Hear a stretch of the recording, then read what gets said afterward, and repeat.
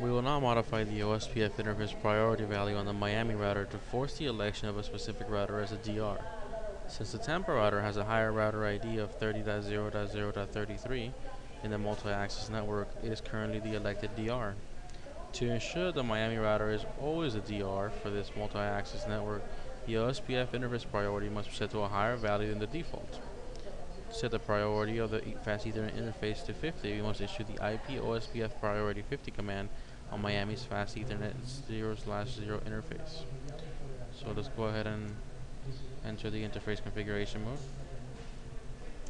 And we're going to go ahead and issue the IP OSPF priority 50 command.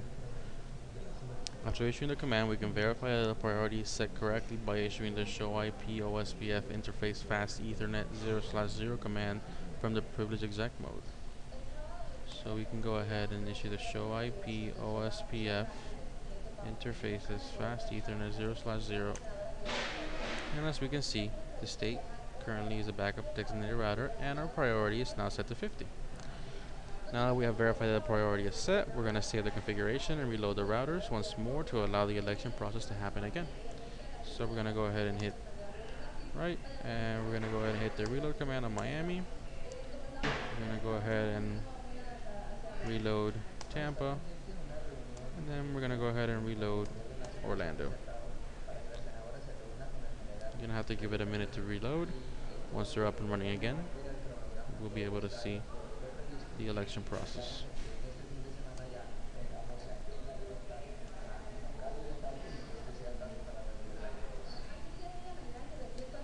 As you can see, there are currently no neighbors because the election process has not happened yet.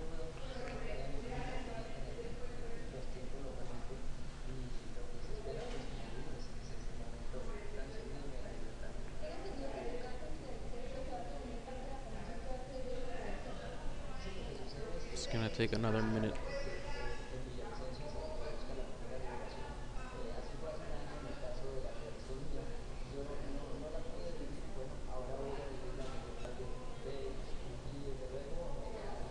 Okay. Oop.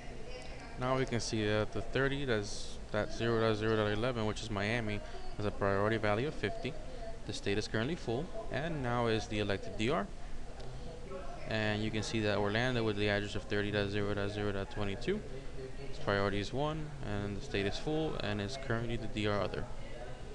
So as you can see, we have modified the priority value, and we have forced the election so that Miami is the new and permanent DR. If you observe the topology provided, there is one router which does not participate in the OSPF routing process. The ISP router, which is external to your network, cannot take part in your network's internal gateway routing. With our current setup, the laptop connected off Tampa cannot access the web server that is located in the ISP's internal network.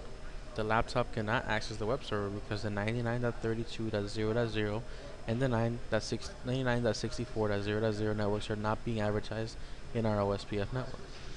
If we look real close here, when I type the address of the web server, the connection is going to time out.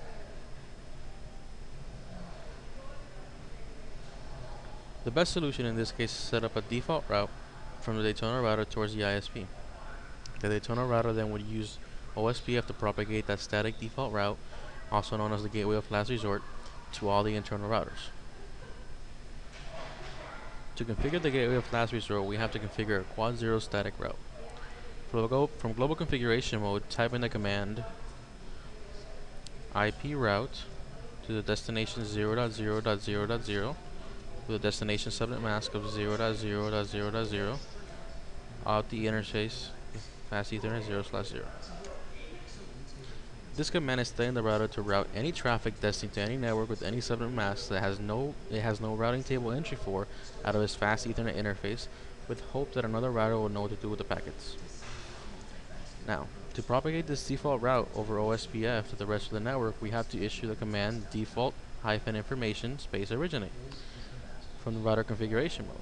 So we need to enter router OSPF1 and type in the command default-information -originate and hit enter. We can now go to the Tampa router and issue a show IP route command to see the default route is being propagated. Let's go ahead and load up Tampa, and we're going to issue a show IP route. And as you can see, we have the gateway of last resort is 20.0.0.2 to the network 0.0.0.0. And you can see that we have an added route, which is an OSPF external type 2 route to the destination 0.0.0.0 via the fast Ethernet interface. Now we're going to go ahead and go back to our laptop, and we're going to go ahead and try and reload the web page. And as you can see, as the page says, if you have reached this page, it means that you have configured default route propagation properly. We are now going to set up authentication to protect the OSPF routing exchanges from being compromised or manipulated. We will be using OSPF Message Digest Type 7 authentication. Since time is limited, I have pre-configured all the routers except Miami. Since Miami is not configured with authentication, it will not be participating in the OSPF routing process. I will show you the debug output so you can see that it is rejecting hellos and updates since it's not configured yet. So let's go ahead and move to Miami, and we're going to go ahead and issue a debug IP OSPF events. And in a second, it's going to show us that there's a mismatch in authentication and it's rejecting any update it receives. So you can see here that I receive updates from 20.0.0.2, from 20.0.0.3, and from the 10.32.0.2. All of them are currently having a mismatch in authentication type, and they're being rejected. And to show you, we can run a show IP route, and you can see that Miami is currently not participating in the OSPF process. To configure message digest authentication, we must issue the IP OSPF message-digest-key command in the appropriate interfaces.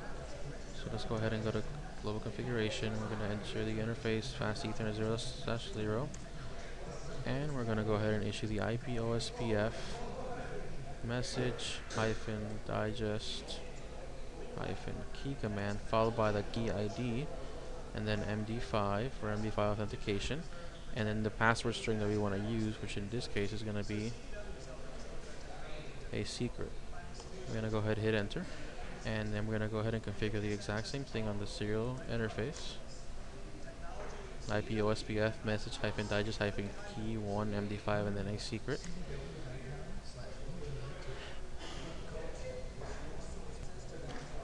The previous command only sets up authentication on the interface, so it does not enforce it. To enforce the authentication, you have to access router config mode and enter the command area space 0 authentication message-digest. So let's go ahead and exit the interface mode. We're going to go into router OSPF 1, and we're going to type in the command area space 0 authentication message-digest and hit enter. So we're going to go ahead and see that Miami automatically rejoined the OSPF routing exchange. And if we go over here and run a show IP route, we should be able to see that Miami is back up and running with all its OSPF networks installed. And we can quickly run another debug IP OSPF events. And in a second we should get some outputs. As you can see, it's receiving hellos and it's processing them, and it's sending them with authentication.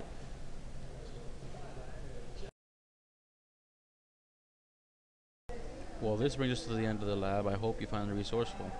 Remember that the link to the lab documentation can be found in the description along with the packet tracer file.